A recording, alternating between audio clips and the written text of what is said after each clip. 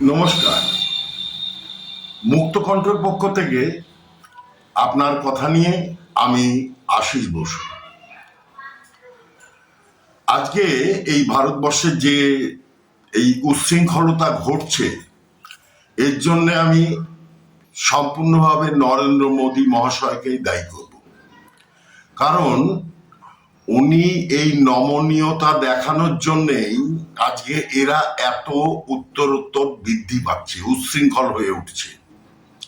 কারণ ওরা দেখছে আমরা প্রধানমন্ত্রীর মা তুলে গালি দিতে পারি, তাতে কিছু হয় না, উল্টে প্রধানমন্ত্রী আমাদের নিজের থেকে ক্ষমা করে দেয় আমরা ক্ষমা না চাইলেও।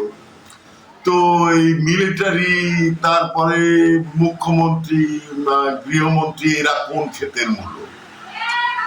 এরা দিনে দিনে এদের ঔদ্ধত্য আরো বেড়ে যাচ্ছে, আগামী দিনে আরো বাড়বে এবং একটা চরম উচ্ছৃঙ্খলতা তৈরি হবে। মহামান্য প্রধানমন্ত্রীকে অনুরোধ করব, আপনি একটু কঠোর হন। বাড়ির বাঁদর সন্তানকে শাসন করতে গেলে যেরকম মা বাবার একটু কঠোর হতে হয়, আপনাকেও একটু কঠোর হতে হবে, না হলে এদের এই উচ্ছৃঙ্খলতা দিনে দিনে বেড়ে যাবে এবং ভারতকে একটা উচ্ছৃঙ্খল, একটা বাজে পরিস্থিতির মাঝখানে ফেলবে। আমরা অতীতে দেখেছি যখন স্বাধীনতা সংগ্রাম চলছে, তখন ভারতেরই বিভিন্ন নাগরিক যারা ভারতেই জন্মগ্রহণ করেছে এবং ভারতীয় ছিল, তারা বিভিন্নভাবে ব্রিটিশকে সহযোগিতা করেছে এবং বিপ্লবীদের ধরিয়ে দিয়েছে। তার ভিতরে সর্বপ্রধান হচ্ছেন নরেন্দ্রনাথ গোস্বামী, এই নরেন গোসাই। ইনি আলিপুর বোমা মামলার পর রাজসাক্ষী হয়ে যান। এই আলিপুর বোমা মামলায় রাজসাক্ষী হয়ে উনি ধরিয়ে দেন অরবিন্দ ঘোষ, অনন্ত সিং সহ আরো অনেককে। পরবর্তীকালে 1908 সালে কানাইলাল দত্ত ও সত্যেন্দ্রনাথ বসু এই নরেন গোসাইকে জেলের ভিতরেই হত্যা করেন। আজকের দিনে এই নরেন গোসাই নতুন ভাবে হিন্দু ধর্মের যে পুনর্জন্ম, সেই অনুযায়ী নতুন ভাবে জন্মগ্রহণ করেছেন ওই নর্তকীর গর্ভে পাপ্পু হয়ে, যে প্রতি মুহূর্তে ভারতকে অপমান করছে, ভারতকে বিভ্রান্ত উচ্ছৃঙ্খল করে তোলার জন্য প্রতি মুহূর্তে চালিয়ে যাচ্ছে তার কাজ। কেউ তাকে বাধা দেওয়ার নেই। রাজ পরিবার, তার 14 গোষ্ঠীর সম্পত্তি ছিল। এটা একটা মুসলিম পরিবার, যে গিয়াসউদ্দিন গাজী, পরবর্তীকালে তার বংশধরেরা নেহেরু উপাধি নেয়, এখন তারা গান্ধী হয়ে গেছে। এরা জন্মান্তর ধরে এরা ভারতকে শাসন করবে, এদের পৈতৃক সম্পত্তি বানিয়ে নিয়েছে। ন্যাশনাল হেরাল্ড কেস এতদিন ধরে চলছে, 2000 কোটি টাকার ঘাপলা, তাতে এরা সব জামিনে রয়েছে, এদের বিচারও হয় না। এ আইন ব্যবস্থার প্রতি এখন তো রীতিমতন সন্দেহ তৈরি হচ্ছে। এই আইন ব্যবস্থায় যারা বিচারক, এর আগে বহু বিচারক ধরা পড়েছেন যারা ঘুষ নিয়েছেন এবং ঘুষ নিয়ে আইনের সিদ্ধান্তকে বদলে দিয়েছেন। আমি এর আগের এপিসোডে আপনাদের অনেকের নাম উল্লেখ করে এবং সাল এবং কোন কোর্টে কোন বিচারে এরা এই গাফিলতি করেছিলেন সেগুলো তুলে ধরেছিলাম। একই জিনিস বারবার তুলে ধরে আপনাদের সময় নষ্ট করতে চাই না। আমি আরো কয়েকজনের নাম বলছি যারা এই স্বাধীনতা সংগ্রামে ভারতের বিরোধিতা করে ব্রিটিশকে সহযোগিতা করেছিল, ভারতীয় বিপ্লবীদের ধরিয়ে দিছিল। তার ভিতরে রয়েছে হংসরাজ ভোরা। লাহোর ষড়যন্ত্র মামলায় এর রাজসাক্ষী হয়ে ভগৎ সিং, সুখদেব এবং রাজগুরুকে ধরিয়ে দেয় এবং তাদের মৃত্যুদণ্ড হয়। এই হংসরাজ ভোরা এ কিন্তু ভারতীয় ছিল। আজকে যেরকম শতরূপ ঘোষ, গরুখেকো বিকাশ, এইরকম। বীরভদ্র তেওয়ারি, ব্রিটিশের হয়ে এও আসাফুল্লাহ খানকে ধরিয়ে দিছিল এই এই বীরভদ্র তেওয়ারি। হংসরাজ 1919 সালে অমৃতসর ষড়যন্ত্র মামলায় সাইবুদ্দিন কিচলু ও সত্যনারায়ণ ও এদের বিরুদ্ধে তিনি সাক্ষ্য দিয়ে এদের দোষী প্রমাণিত করেন। এইরকম একের পর এক আছে, প্রচুর রয়েছে যারা এইভাবে ভারতের বিরোধিতা করেছে। বনওয়ারিলাল 1925 সালে কাকরি মামলা, বারাণসীলাল, ইন্দুভূষণ মিত্র, লাহোর মামলায় জয়গোপাল, মনমোহন ব্যানার্জি, ললিত কুমার মুখার্জি, এরা লাহোর মামলায় ব্রিটিশের হয়ে সাক্ষ্য দিয়ে ভারতীয় বিপ্লবীদের ধরিয়ে দিছিল, যাদের পরবর্তীকালে ফাঁসি হয়েছিল। কিন্তু আমরা স্বাধীনতা সংগ্রামে দেখেছি এত লোকের ফাঁসি হয়েছে, এত লোকের উপরে অত্যাচার হয়েছে।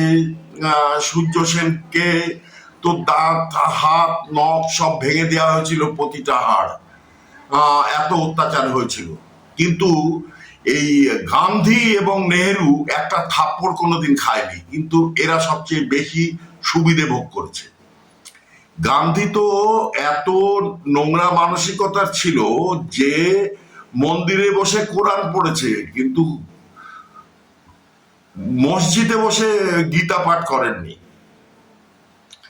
মন্দিরে বসে উনি কোরআন পড়েছিলেন বলে প্রতিবাদ করায় পুলিশ ডেকে তাদের ধরিয়ে দিচ্ছিলেন। এই হচ্ছে গান্ধী, যাকে আমরা মহাত্মা বলি। উনি কোন ক্ষেত্রের মহাত্মা জানি না। যাই হোক, পরবর্তীকালে আসি আজকে যে জেনজি বলে যারা উৎপাত শুরু করেছে, যাদের বলছে যে আমাদের সব অধিকার আছে, আমাদের ট্যাক্সের পয়সায় সেনাবাহিনী মাইনে পায়, সব চলছে, এরা যাকে তাকে অপমান করছে। মমতা ব্যানার্জি তো বলেই দিছিল সেনাবাহিনী আমায় দেখে পালিয়ে যায়। তো এরা এই ঔদ্ধত্য পায় কোথায়? পাচ্ছে শুধু নমনীয়তার জন্য। এই যে সরকার, এরা যে নমনীয়তা দেখাচ্ছে এদের প্রতি, এরা আরো বেড়ে যাচ্ছে। আপনারা দেখেছেন বাড়ির কার্নিশে একটা ছোট্ট বটগাছ এক সময় তার শিকড় দিয়ে পুরো বাড়িটায় ফাটল তৈরি করে। আগামী দিনে এই ভারতবর্ষেও এদের মতন এই ককরোচরা, এই তেলাপোকারাই উৎপাত শুরু করেছে। এর পেছনে আছে কেজরিওয়াল, রাহুল গান্ধী, মমতা ব্যানার্জির মতন, অখিলেশ যাদবের মতন কিছু শয়তান লোক। যাই হোক, 16 মে 2026 অভিজিৎ দীপকে এই ককরোচ জনতা পার্টি তৈরি করে। এর সাথে রয়েছেন সৌরভ দাস, আশুতোষ রাঙ্কা, দীপক বলিয়ান, আরফিন নওয়াজ, রত্না সিং। এদের উপরে কেন কঠোরভাবে বল প্রয়োগ বা আইন প্রয়োগ করা হচ্ছে না? প্রমাণিত এরা প্রত্যেকেই নাজায়েজ ভাবে বিদেশ থেকে অর্থ নিয়েছে, এবং তাদের যে লাইফস্টাইল, সেগুলোর এত অর্থ এরা পাচ্ছে কোথায়? কেন তদন্ত হচ্ছে না? সরকার কেন চুপ? এদের কেন এত প্রশ্রয় দেওয়া হচ্ছে? এই প্রশ্ন আজ জনতা করছে। আপ পার্টি যে এদের সবচেয়ে বেশি উৎসাহ দিচ্ছে, এই আপ পার্টির বর্তমান এমপি সংখ্যা লোকসভায় 3, রাজ্যসভায় 3, দিল্লিতে 22, পাঞ্জাবে 95, গোয়ায় 2, গুজরাটে 5। মোট 6 জন এমপি, 124 জন এমএলএ নিয়ে এই যে চোর, স্বীকৃত চোর, যে জেলখাটা আসামি কেজরিওয়াল, একে কেন প্রশ্রয় দেওয়া হচ্ছে? একে কেন আবার জেলে পোড়া হচ্ছে না? তবে কি আমরা মেনে নেব যে আইন ব্যবস্থাও ঘুষ খাওয়া শুরু করেছে, সেও বেআইনি কাজ করছে? এ তো মানতেই হবে যা দেখতে পাচ্ছি। কারণ এরা যেভাবে বিচার ব্যবস্থার যে ধরনের সিদ্ধান্ত নিচ্ছে বিচারকরা, তাতে তো এই সন্দেহটা সাধারণ মানুষের মনে জাগছে। আইন ব্যবস্থা কি সাধারণ মানুষকে নিপীড়ন করা আর তাদের সাজা দেওয়ার জন্য? এই যাদের অর্থ আছে তারা যা ইচ্ছে করতে পারবে। এইটাই যদি হয়, আগামী দিন তৈরি হয়ে থাকুন, কেউ ছাড় পাবে না। কে বিচারক, কে মন্ত্রী, কে আমলা, কেউ ছাড় পাবে না। কারণ আগামী দিন সাধারণ মানুষ যেদিন খেপে উঠবে, এই ককরোচ, টিকটিকি, এদের কেউই রেহাই পাবে না। ঝাঁটা দিয়ে মেরে এদের যেরকম ঘর থেকে বের করা হয়, এদেরও তাই করা হবে। আমরা দেখেছি বিভিন্ন দল থেকে সংগ্রহ করে নাকি ভোটের জন্য, বিল পাসের জন্য সরকার অনেককে ছাড় দিচ্ছে। বা যাই হোক, আমাদের লোকসভায় মোট সিট হচ্ছে 543, আর রাজ্যসভায় হচ্ছে 245।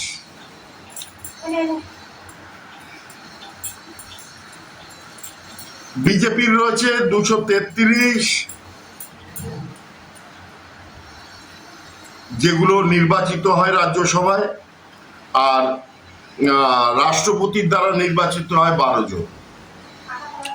এই যে 245 জন, এটা এইভাবেই নির্বাচিত হয়ে রাজ্যসভায় যান। যাই হোক, বিশদ ব্যাখ্যায় আমরা যেতে চাই না। আপনারা চিন্তা করবেন, আপনারা শিক্ষিত সমাজ, আপনাদের প্রত্যেকের চিন্তা ভাবনা আছে। তবে আগামী দিন ভারত যেন আরো অগ্নিগর্ভ না হয়ে ওঠে, সেই কামনা নিয়ে আপনাদের সবাইকে নমস্কার জানিয়ে সুস্থ থাকবেন, ভালো থাকবেন। ভারত মাতা কি জয়। জয় শ্রীরাম।